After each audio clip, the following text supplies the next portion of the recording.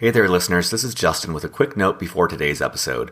Audible.com is offering Beyond the Uniform listeners one free audiobook. You can see this offer, as well as a list of every book guests have recommended on the show, at beyondtheuniform.io/books. That's beyondtheuniform.io/books. Thanks and enjoy the show. Welcome back to Beyond the Uniform. I'm Justin Asiri, and each week I interview military veterans about their civilian career. Today's episode number 86 with Cal Newport. Master something, and suddenly you're going to notice really compelling opportunities. Start from scratch, and it's like you're at the kiddie table. You're not really going to come up with something that the world cares about. So normally I meet with veterans and talk about their career. Today is different. I'm meeting with an author, Cal Newport.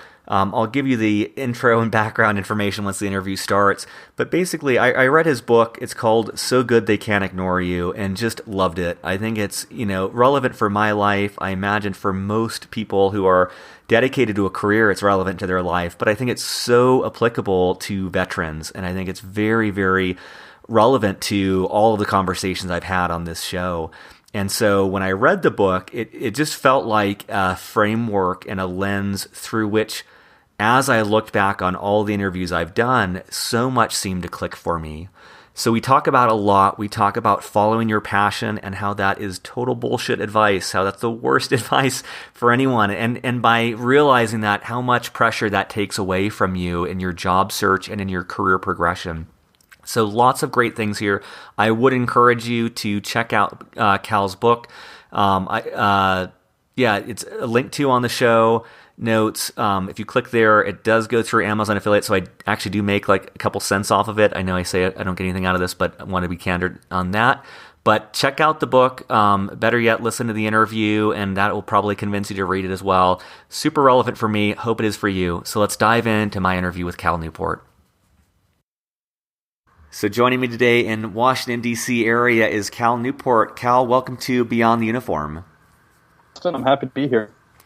So before I go into Cal's background, I wanted to first give listeners a quick backstory. So normally I interview veterans about their civilian career. However, Ryan Ginna, who I interviewed in episode number 61, told me about a month ago about this book called So Good They Can't Ignore You, which is one of several books that Cal has written.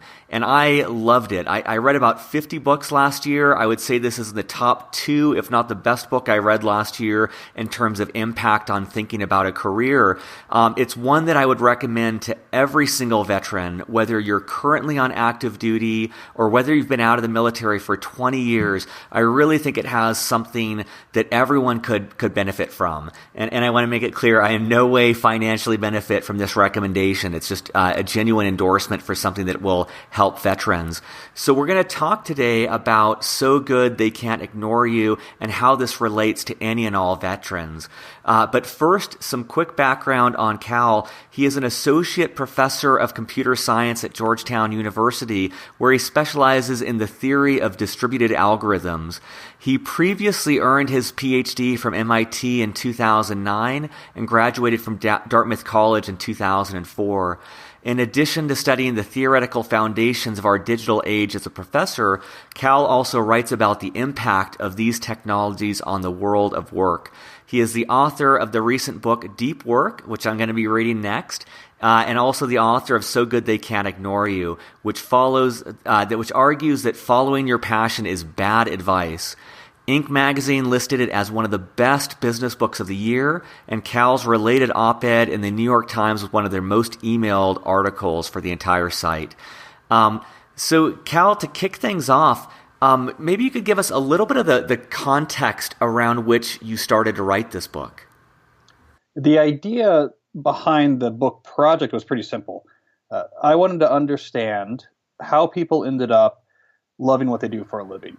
And the actual context of my life that brought that up was I was going through a major career transition myself. This is when I was beginning to make the transitions from grad school into the academic world. And the thing about an academic job is if you do it right, it's basically going to be your job for life. And that was a little bit scary. So I figured if there was any time in my life that I needed an answer to the question of how do people end up loving what they do, I needed that answer then before I started making commitments that could last for decades. So that was the impetus to start researching this question. And how I did it was actually pretty straightforward. I just found a lot of people who love what they do for a living. And I talked to them. Tell me about your story. Tell me about your path. How did you get there? Why do you love this? How did that develop? And then over time, I began to fill in some of the gaps there with some research from the scientific literature to understand better what I was learning. But it was basically, I wanted to start from a blank slate in attacking this question that a lot of people, I think, ask. And that's one of the things I loved about the book was the balance of these personal narratives with some easy to relate to data around the significance of that. And let's maybe talk about the kind of the central premise of this part one. I loved one of the quotes you had, which was, telling someone to follow their passion is not just an act of innocent optimism, but potentially the foundation for a career riddled with confusion and angst. And if you could expand on that a little bit for listeners of, why is it in essence that it is such not just bad, but potentially damaging advice to say, just follow your passion? Right, which was an idea that immediately pops up when you start looking into this question of career and career satisfaction. The very first thing you're going to hear, the thing that's going to pop up in the standard career books, the thing that's going to pop up in casual conversations or interviews with celebrities or CEOs, this idea, you should just follow your passion. And so one of the first things I did was dive into that. Why do we think that's true, and does it work? And it became clear quite soon in my research process that this idea that you should follow your passion is dangerous advice. Now, I want to be clear about what I mean by that, because people often confuse the issue. I'm not saying the goal of ending up passionate about your work is bad. In fact, the entire purpose of this book is to figure out how can you end up passionate about what you do for a living. The particular strategy, however, of identifying a pre-existing passion and then using that passion as the foundation for which you make your career choices, the strategy that's encapsulated in that advice to follow your passion, that strategy does not have a lot of validation. And actually, for most people, it's going to go contrary to how career passion typically develops and could actually slow you down, add more confusion, or actually put up obstacles in your path to actually end up with lasting satisfaction for your work. So I would be happy if we just struck that phrase and even struck the word passion altogether when we talk about careers, because I think it's confusing the issue with ideas and strategies that we don't have a lot of foundation in fact for.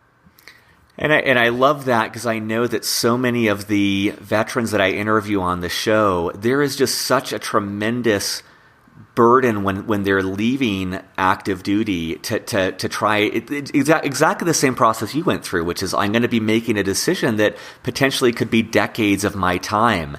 And I love your approach, because I think it takes off a lot of pressure of finding this dream spouse, finding this ideal job, finding this thing that just lights you up immediately. I think that what I like about when you're dispelling that is that it reduces the pressure of the veteran to find their 100% dream job match and makes it something more attainable. Right. We place way too much emphasis in our modern American culture on the match when it comes to workplace satisfaction. We're used to that now. So we think, of course, it's all about finding the right job for me. But this is actually a very new concept. I went back and actually studied the etymology of the phrase follow your passion. When did we start saying this? When did this enter our lexicon? And it was really not until the late 1980s, early 1990s that people began to even talk this way, that it's all about figuring out first what you want to do and then matching it to your job. And so it's not some ancient wisdom that's being handed down to us from the Plato or Aristotle. It's actually a relatively new invention in our cultural conversation. And the reason this advice doesn't work is because it requires two assumptions to be true in order for it to be effective.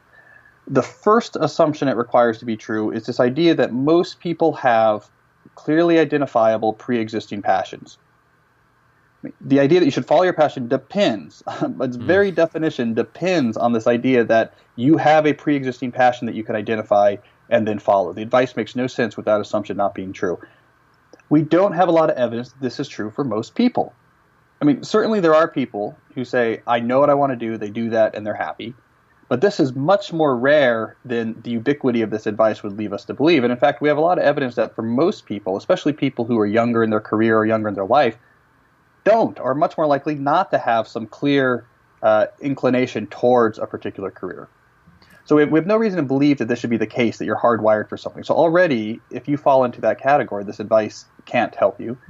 The second assumption that this advice depends on for it to be effective is this notion that if you really like a given topic, and then you match that topic to your work, then you'll really like your work. That's the underlying sort of syllogism at the core of this advice is, hey, I really like basketball. So if I work in the front office at an NBA team, I should love that job. Again, we have a lot of evidence that that's not true. Workplace satisfaction has very little to do with matching the specific content of the work to a pre-existing interest. And we have too many cliched stories of passionate amateur bakers, for example, who end up miserable once they open their own bakery. That tells us workplace satisfaction really has very little to do with matching the content of this job to some pre-existing interest. So once we get rid of those two assumptions, we realize that we have no reason to believe that this advice, figure out what you want to do, then go follow it, is going to be particularly effective. And that's why I say it's dangerous, because it doesn't work for most people, but if it's all they've heard, then that's all they know to try. And when it doesn't work out, when all you've heard is follow your passion, all work out, and it doesn't work, you can't find a passion, or you have something you're passionate about, but you match it to your job and you're not happy in the job. If all of you heard is follow your passion, this leads to confusion. It leads to chronic job hopping. It leads to despondency and unhappiness. That's why I say you can be causing more trouble than benefit if this is the only message you give to people. And I love the example you give of Steve Jobs. If he had followed the work he loved, he would have been in a Zen monastery. It wasn't necessarily technology that excited him in his personal life. And I love that you also give this example of that, the more experience an assistant has, the more that likely they are to enjoy their work. And just pointing out that expertise, or I think you call it the three components or the three nutrients to be motivated at work are around autonomy, competency, and relatedness, this thought of being connected to others. And I love that thought that, yes, the better you get at a job, the more you're going to enjoy it. And that takes time to build that up. And that kind of leads into the next point, which I love that right off the bat you assert following your passion is BS. It's bogus advice, but you provide a better approach, which you call the craftsman mindset. And I recently interviewed Steve Reineman. He's the former CEO of PepsiCo. He talked about on the show what he called a hip pocket skill. And he talked about encouraging veterans to really refine a core skill around which they can build a career. So maybe before we dive into a discussion around this, how would you explain what you mean by a craftsman mindset? Yeah, the craftsman mindset is when you approach your work asking, what value am I bringing to the world? That stands in opposition to the way that many people who were raised on the advice to follow your passion see the world of work, which is asking, what value is this job bringing to me? So if you're asking, what value is this job bringing to me, I call that the passion mindset. And it causes lots of problems because jobs are hard, and if you're new to a job, there's probably a lot of it that's going to be annoying. And so if you're constantly asking, what value does this job bring to me, you're going to constantly find things that you don't like or negative, and it's going to lead to a lot of this indecision and chronic job hopping. The craftsman mindset's to reverse. So, well, wait, what value am I offering? What value am I offering the world in this company? And if the answer is not very much, then you can say, now I have my challenge set out for me. I need to get better. I need to improve my craft. I want to offer more value to the world. I love you said at one point in your book, there's something liberating about the craftsman mindset. It asks you to leave behind self-centered concerns about whether your job is just right, and instead put your head down and plug away at getting really damn good. No one owes you a great career, it argues. You need to earn it, and the process won't be easy. Yeah. Well, I mean, this is the key, I think, to the whole findings of this book, is that, as you mentioned before, if you study people who love what they do, what you find is the things that lead people to love their job are not very specific to the type of work. They're things that you can get in many, many different fields. And you mentioned some of them before. A sense of autonomy leads people to love their work. A sense of mastery and skill leads people to love their work. A sense of impact on the world and a sense of connection to other people. These things lead people to love their work, much more so than I matched this job to some interest I had in advance. But how do you get these things in your job? How do you get a ton of autonomy? How do you get a sense of mastery? How do you get to do stuff that has huge impact? From an economic perspective, these are all things to be earned. They're rare and valuable. People want them in their career. They're hard to get. So the right mindset is one of, what can I do to earn autonomy and impact and mastery and connectiveness and these traits that make people love to work? What can I do to earn those? What skill can I put together that gives me leverage so that I can basically negotiate for those things in my working life? That seems to be the process that leads people the true passion in their work. But it's a long process where as you get better and as you use the skill as leverage to shape your job, passion grows over time. So it's really the reverse of what we're told, which is, no, the passion should be there in the beginning, and you either unlock it by taking the right job or you don't. I think what resonated with me about this, and I think with a lot of veterans it will resonate, is it seems like what you're saying is, rather than expending all this energy of finding the job that you're made for, it's saying, like, whatever you're doing right now, put your head down and do the best frickin' job you can possibly do. Like, get as much value, get as many skills as you can, and it's about doing the job in front of you to your best possible ability, and that good things come from that, rather than, putting the cart before the horse and seeking out this autonomy, seeking out this high-profile job, seeking out whatever is next. It's more about focusing on what's in front of you and really blowing that out. Am I representing that correctly? Yeah, that's exactly right. So the actual choice of the job is a lot less important than we think. What you do when you get the job is a lot more important than we've been giving credit. Now, this doesn't mean that you can just, of course, throw a dart at a job board and whatever it hits, just go do that and end up loving what you do. I think it's worth emphasizing that there's some natural disqualifiers that could prevent the job from being a source of passion for you, no matter how aggressively you build skills. So, for example, if what the organization does is contrary to your deeply held values, that's a problem. If you don't like the people, the boss is terrible, you have a real mismatch with the coworkers, that's a problem.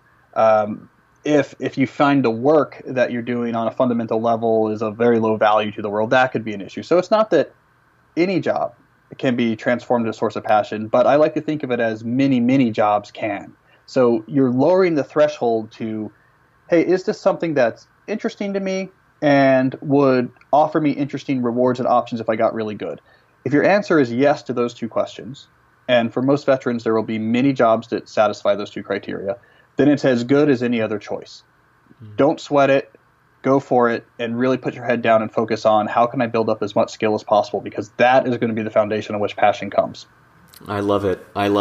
And that kind of leads into the next field I wanted to talk about, which is this concept of career capital. And I love, you had so many great snippets, but I love you say you have to get good before you can expect good work. Or even better, you said, let me see, where was that? You had talked about, I'm paraphrasing this, but if you want a job that's like really energizing and really that you can be passionate about, that's really rare and valuable. And it's just basic economic principles that if you want something rare and valuable, you have to have something rare and valuable to offer in return. And so, that's kind of what I took away from this thought of career capital, which we'll talk about next, but this thought of like really building up capital, building up this rare and valuable skill set, this rare and valuable ability that will allow you to trade that for a rare and valuable career or job satisfaction. And let me pause there and make sure I'm not misrepresenting anything there. Is that on par? Yeah, that's definitely on point. I think thinking about career satisfaction through this economic lens really opened up for me my understanding of all these stories I was hearing. It suddenly made all these stories I was hearing about real people who really love what they do make sense. And once you hear it, it makes a lot of sense, right? Is that the things that make people love their work is valuable because people want to really love their work. So it just stands to reason you have to have something to offer in return to get it. Mm-hmm. Simply because you just want a job that has a ton of autonomy and gives you a sense of impact and you feel a sense of mastery doesn't mean that anyone's going to give that to you.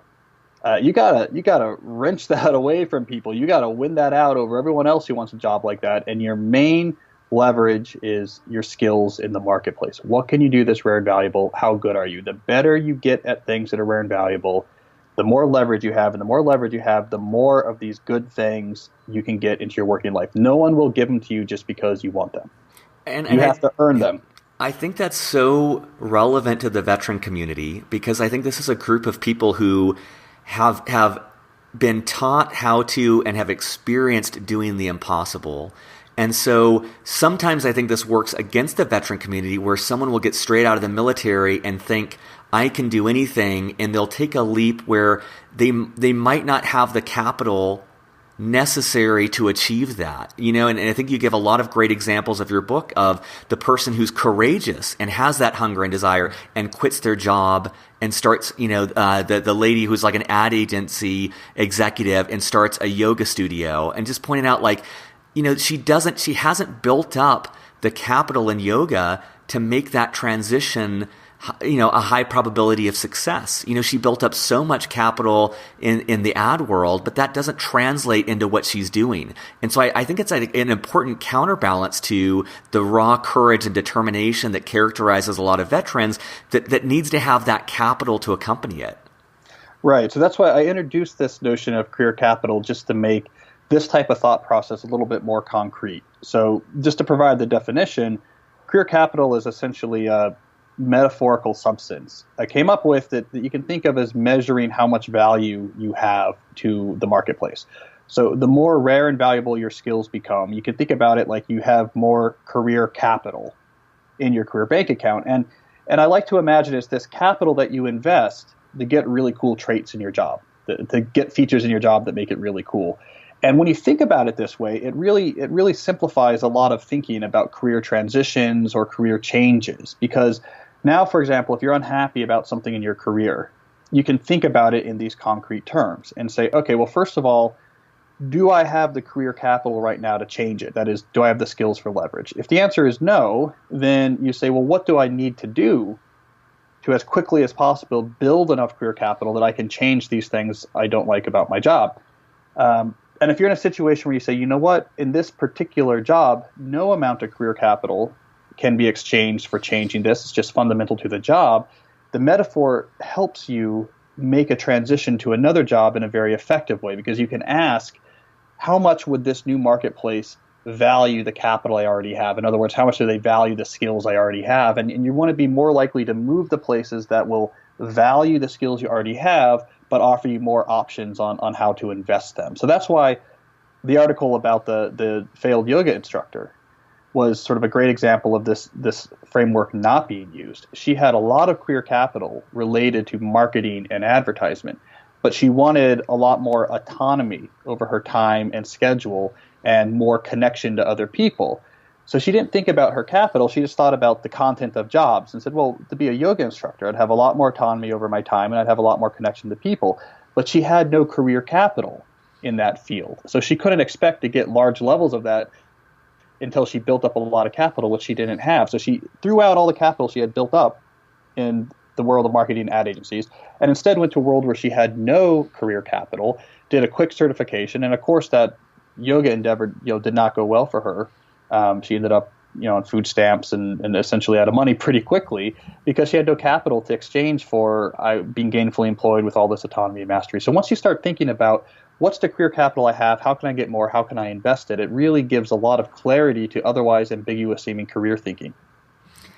And I love this, and I think to directly apply this to a lot of the people I've interviewed. So here's the way I was thinking of it in a military framework. It's you are in the military and you build up a lot of career capital in whatever you're doing. That could be with sonar, that could be with special forces. But you're building up a very specialized set of career capital.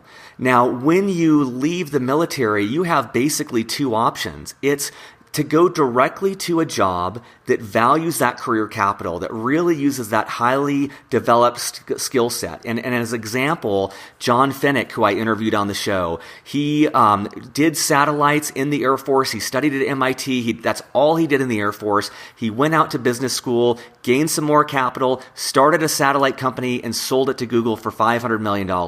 But it was leveraging the capital he built up in the Air Force. So that's one option. Maybe government contracting, military contracting, things like that are going to more highly prize that capital. Or, like a lot of people I interview, they don't want to do the same thing they did in the military, so they're going back to almost zero on career capital. And I think of Jimmy Sopko, who I interviewed, who took a pay cut, huge pay cut, to go to Pinterest. Started at the ground entry-level position. He was 28, everyone else was 23. He started as an account manager. He worked really hard and built up new skill sets and was able to, work his way up faster than his peers. But it was taking a step back in career capital to build up skill sets that he didn't have. And I'm wondering, Cal, if that sounds about right in terms of how someone on active duty might think of the career capital they have right now. Yeah, I think that's a very useful way of using the career capital metaphor, right? You've got this option. You can go somewhere that directly values the capital you built up, and then you can add on to it and then use it as leverage pretty soon to start shaping your career. Or if you go somewhere new, which I have to imagine is something that's going to happen often in the transition out of active service, just because some of the things you work on could be so specific that there's not really a good outlet for it in the working world. You have to have that hustle mindset, but career capital theory helps you understand why you need that mindset. You say, okay, I'm coming to something new. I'm coming to Pinterest at the ground floor. I don't want to care at all about am I enjoying my job day to day. It's got to be hustle capital, get that up as quickly as possible so I'm in a position to invest. So I think that provides a lot of clarity to these stories that you have been, you talking about here, that you've heard on the show. It gives you a sort of metaphor to help structure what's going on. And I just love this capital framework, this career capital framework, because a lot of the interviews I've had where there's frustration, I think there's this expectation getting out of the military that a great job will just be handed to them or a great job will just find them. And I just love this thought of viewing it as like, okay, what is the capital you've built up and how do you want to use that capital? And like you said, most people, at least I've interviewed, they end up departing pretty far from the military. And that just needs to come with a mindset of, all right, it's nose down, just working really assiduously to build up more career capital because you're starting almost from zero at that point.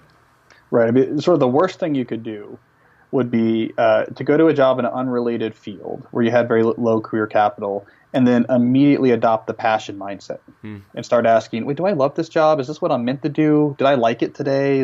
Do I like the work I did today? Is this really what I want to be doing? Because that is what's going to slow you right down and prevent you from building up the capital that you need before anything good can come. Until you have that capital, you don't even know what the possibilities are. So yeah, thinking about it, what's my capital store?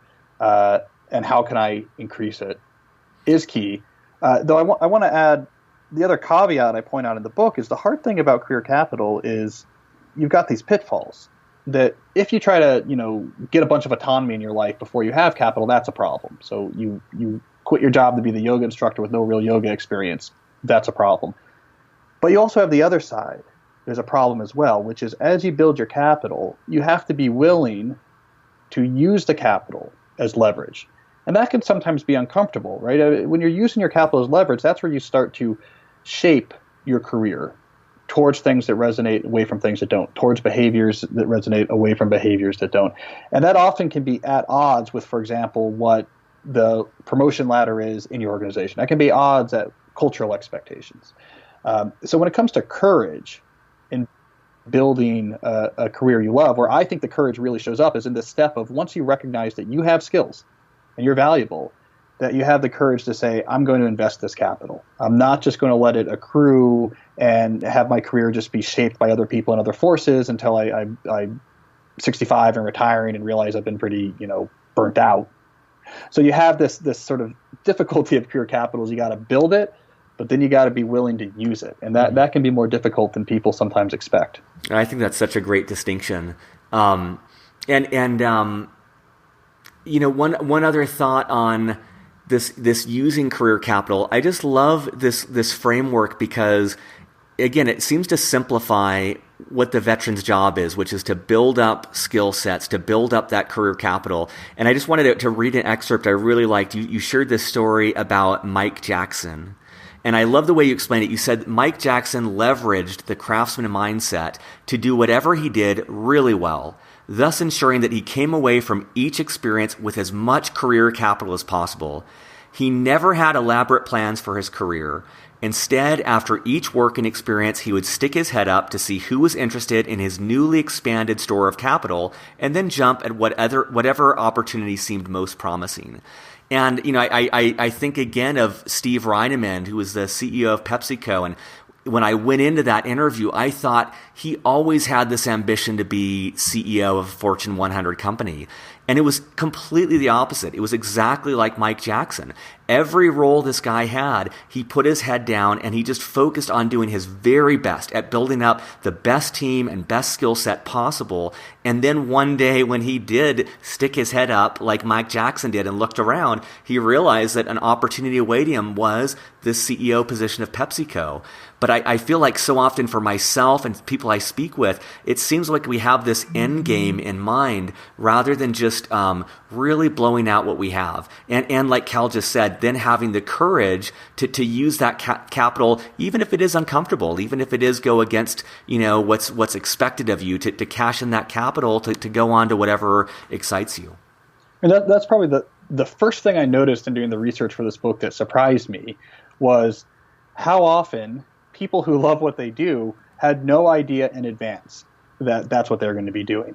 It was something like 9 out of 10 of the people I interviewed who were very passionate about their work had no idea in advance that that's what they were going to do. That their paths were like the CEO of PepsiCo or like Mike Jackson or like Steve Jobs, with whom I opened the book. Their paths were messy and serendipitous and unexpected, and they did things well. They built capital that led to other opportunities, and they look back 15 years later and they say, oh my God, I'm in a situation I love. This is great. This is a great job. I'm very passionate. And they had no idea in advance, which again, just that data point alone should be a huge red flag for people who are hanging their entire career strategy on this idea that I'm going to figure out my passion in advance, and then that's going to tell me exactly what to do for the rest of my career.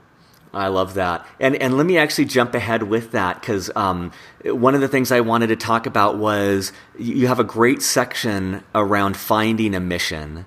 And I don't want to go into the full section because I think you develop it really well, but you elaborate on this concept of, and I'll read this quote, but you say, if you want to identify a mission for your working life, you must first get to the cutting edge, the only place where these missions become visible. And I love that you build up this sense that, like you just said, like no one really knows that passion or that mission at the outset. But it's people who take, you talk about these bite-sized bets where people take little bets. They get a little bit of information. They take little bets and little information. They keep on taking these little bets and working diligently. And eventually they're at the cutting edge where they see that possibility for a mission that might really excite them. But that comes so far down the road versus, trying to determine that at the outset, which would be impossible to do. Yeah, because it's something I noticed that if you take a pool of people who love what they do, there's always going to be a sizable subset that part of why they love what they do is they have this real clear mission for their working life. I am trying to cure cancer with technique X. This business I'm running is trying to bring this new whatever technology to the market that no one's ever seen before. My nonprofit's trying to do Y. They have some mission. Now, not everyone who loves what they do has a mission, but it's common. So I wanted to understand, how do people develop these missions that their whole career can be built around, which is such a source of satisfaction. And I think you summarized it just right, is that my research made it clear is they don't figure out the mission in advance and then go and try to act on it. Almost always, missions that matter, professional missions that the world cares about, require you to first be an expert in that field. That until you build an expertise in a field, it's almost impossible for you to develop a compelling mission in that field that really matters to the world. So again, it comes back to this notion: stop trying to figure out in advance. If you try to sit there right out of college or right out of the service and say, what's the mission I'm going to orient my career around? You're probably going to come up with something that's naive or it's not going to work. Instead, put the head down, get to the cutting edge, get good. It requires expertise to find the missions that actually matter in almost any field. I love that too, and I think I imagine why that resonates so much is that the veteran community at large is so mission driven, and they have come from 5 or 10 or 20 years of having a very strong purpose, a very strong mission, a very strong identity with that. And so I think it's natural that when someone leaves the military, they want just as compelling of a mission. And if I'm interpreting this correctly, it seems like, hey, your mission is not to find your next mission. Your mission is to just start building up capital. Your mission is to plop down at whatever seems right in that moment and start developing skills, start really refining skills to be more valuable, to get to that cutting edge, to get to that expertise. And that's going to maximize your chances of finding, what that next mission might be. Yeah, I mean, the rule is pretty simple. If you get world-class at something, you can identify world-class missions related to that topic. If you're an amateur at something, the missions you're going to identify are going to be amateur missions, and nothing good's going to come of them. So, yeah, master something, and suddenly you're going to notice really compelling opportunities. Start from scratch, and it's like you're at the kiddie table. You're not really going to come up with something that the world cares about. I love it. And kind of going along with that, I love this distinction you had in the book between deliberate practice versus hard work. And I found this was very convicting for me because I think I'm great at enduring. I'm great at just putting my head down and getting through anything, and that hard work piece. And I like that you kind of, I felt called out about that, where it's not necessarily hard work, but deliberate practice. And I like, one of the things I liked about this is that you talk about how deliberate practice is often the opposite of enjoyable. And you give some great examples of I think music and a couple other things where you're forcing yourself to practice the thing that you're least comfortable with. And I think of the way that I would practice piano, where I just fly through the pieces I knew the best and I would ignore the ones I didn't know. But if I had been doing deliberate practice, I would have been living in the pieces where I was the worst and those sections that I struggled the most. And it is uncomfortable. It's really uncomfortable being in that space where you're not doing well. But I liked that, and I wonder what else you'd want to share with people about deliberate practice as they go to develop this career capital. Yeah, because if you want to get better at a complex skill, we now have 3 decades of research that says you have to do these deliberate practice activities. You have to take the thing you're trying to get better at, stretch yourself beyond where you're comfortable, and use harsh feedback to sort of keep your energies focused where they're most relevant. So just like, if you want to get a muscle bigger, you got to lift things that are heavier than you're comfortable handling. So you get that strain, you get that stretch and muscle failure so that the muscle can grow bigger. It's the same thing with improving any sort of cognitive skill. It's not comfortable. It's hard. You're stretching yourself. But on the other hand, it's very different than being busy or just grinding for the sake of grinding.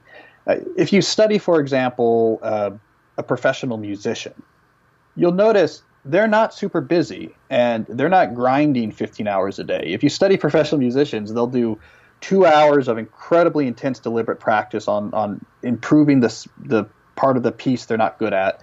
They'll take a break, they'll do another 2 hours, and that's their day. Those 2 hours were incredibly deliberate, and they were pushing themselves on the things they need to get better at. But that was all that mattered for them getting better. They don't then spend all day doing emails and running around and jumping on calls and doing all these other things we often do in the knowledge work sector to try to convince ourselves that we're worthy and working hard. Busyness is essentially irrelevant to the development of world-class skills. And so it's not something to embrace. I want to be real busy. That's a badge of honor. It's something to be wary about. You want to make sure that you're not too busy, because that's something that's getting in the way of the actual cognitive strength training that matters.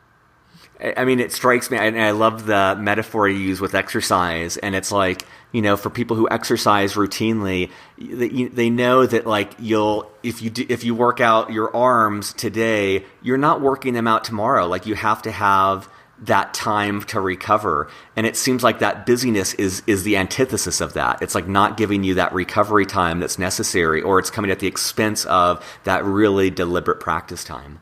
Yeah, when you think about someone being really busy in the knowledge work world, the right image to come to your brain is to think about, the guy at the gym in the sweatsuit who's sort of just walking at a moderate pace on the treadmill while talking on the phone, and then gets on some, weight machine and is just with a light amount of weight, just 1, 2, 3, going through his 20 reps that he has written down on the piece of paper, right? That's the guy that's not going to get stronger, who's not going to get more fit. It's the guy deadlifting or squatting the weight that's a little bit heavier than they're comfortable with that's actually getting stronger. So think about the guy on the treadmill barely walking, with the phone, when you think about someone who's like, man, I'm crazy busy with all these emails and meetings. It shouldn't conjure impressiveness. It should conjure empathy. Like, oh, that's too bad. I'm sorry that you're having to go through that, because that's keeping you away from the stuff that's really valuable. I love that. And I just think of all the times on our submarine where busyness was prized, and even at business school and afterwards, it just seemed like that was if you weren't busy, there was something wrong with you, and it was like an admission of some sort of failure. And I love changing that mental construct of that. I love that image of the guy on the treadmill on the phone. That's like my new image for someone who's busy. Yeah, I mean, it's basically impressive people can often be surprisingly lazy seeming when you meet them, because the whole thing that made them impressive is that they really don't care about much except for the core thing they're trying to get better at and do at a world-class level. And I wanted to talk that the last area was around control. And I love that you talk about the control that's acquired. Oh, actually, wait, one step back on deliberate practice. I also love it at the end of the book, with that deliberate practice piece. You talked about how you would attack a new project or a new skill, and you said, I'm gonna work for an hour, even if I faint, even if I pass out. I am gonna sit here and I'm gonna do this for an hour. And I love that you pointed out that it seems like after about 10 minutes, that feeling of wanting to give up or that feeling of wanting to leave goes away. And so it was just building up that muscle to power past the desire to quit or to move on to something easier or to move on to something that's busy work. And that discomfort doesn't even last the whole time. It's just kind of a periodic thing that if we can push back the initial piece of it, that might go away. And so I love that mindset of like, hey, even if I pass out in an hour, I'm going to sit here, I'm going to write this essay, I'm going to study this marketing topic, I'm going to do whatever this skill set takes. Right. Give the phone to your wife and say, under no circumstances, give this back to me till an hour's passed. Because that's like 80% of the secret is that the way our brains are wired is that it's going to give resistance to doing hard cognitive work at first. And so basically, if you just get comfortable with the idea that resistance will go away after about 10 minutes, you have this massive competitive advantage over most people out there, because for most people, that resistance that the brain is always going to put up leads them the run for the hills, which in the digital world means, Facebook or something. But you know what I mean? It leads them, they're like, I don't want to do this. I need to check this and do email and talk to someone. So if you know that strain is temporary and you can get through it, you've convinced yourself of that. It's sort of your own sort of cognitive hell week in buds or something. Like, hey, if I've gone through that, I know it's going to be okay on the other end. You have this huge competitive advantage, because most people in cognitive sectors run for the hills when they feel the discomfort that comes along with trying to strain your mind. So power through, it gets better, and then suddenly, you're doing the exercise no one else knows about. You're going to get a big win for it. I love that, and I appreciate that. I do think that it's something veterans should recognize too, is that when it comes to career capital, that ability to push oneself beyond limits, that's such a valuable skill. And when I think of, I gave that example of Jimmy Sopko starting at the ground floor of Pinterest. I think one of the things that helped him advance, he's a much more senior position now. One of the things that helped him advance was that work ethic, was that integrity, was that discipline and ability to just really work smartly and use that deliberate practice approach.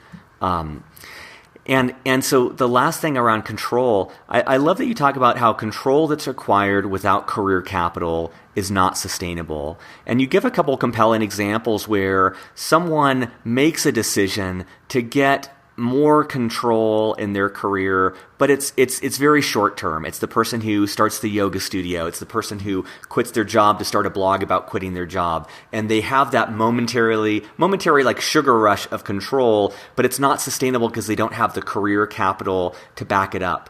And I love that you talk about doing what people are willing to pay for and using this dollar benchmark to say whether it's worth jumping off or not. And I wonder if you could expand on that, this thought of like using whether someone will pay you for something as kind of a litmus test of whether it's worth branching off for that.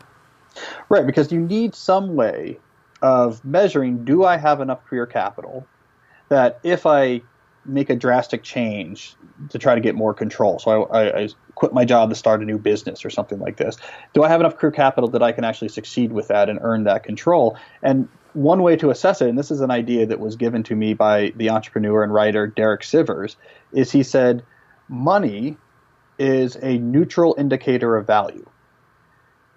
In other words, people will tell you all day long, oh, you're great, you should do that, that sounds great, you should go for it, how brave. The give people verbal encouragement is for free, but people hate to give up their money.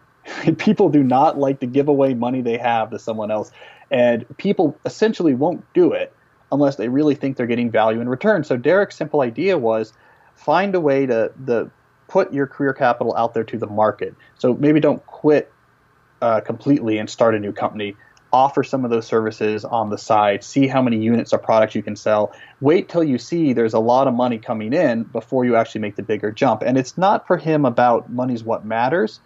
For him, it's about money doesn't really lie. So if people are giving you a lot of money for this product, that means the product is actually valuable. If people are actually trying to hire you to consult, they'll give you their money to do it, then you must have enough skills that the marketplace values it. So I love that idea of how do you assess how valuable a particular skill or product is let money be this great, neutral, fair judge and give you very precise feedback about where you are.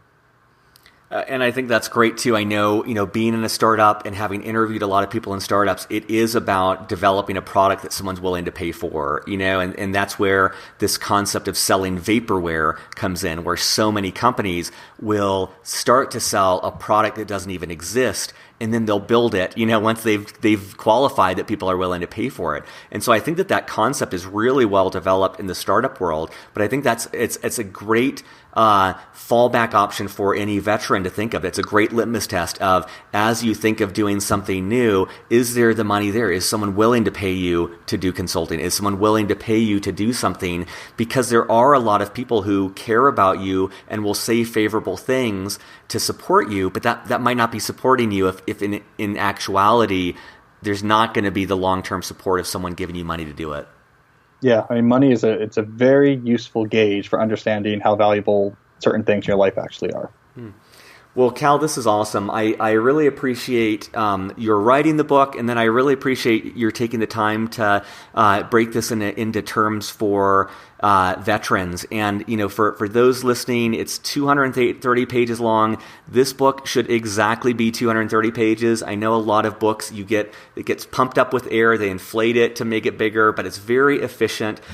Cal does a great job of just building on the material. And so he summarizes the end of the chapter, brings it up at the start of the next in a way that really puts this deep in your brain, makes it easy for recovery. And I just think that this subject, I found it very relevant to my life, and I just thinking of the 80 interviews I've done so far with other veterans, this is advice I think that would benefit every single veteran I've interviewed and every single person that's reached out to me as one of the listeners. So Cal, thank you for your time today on this. Listen, thanks for the kind words about the book and for the opportunity to share some of these ideas with your audience. I really enjoyed it. Surface.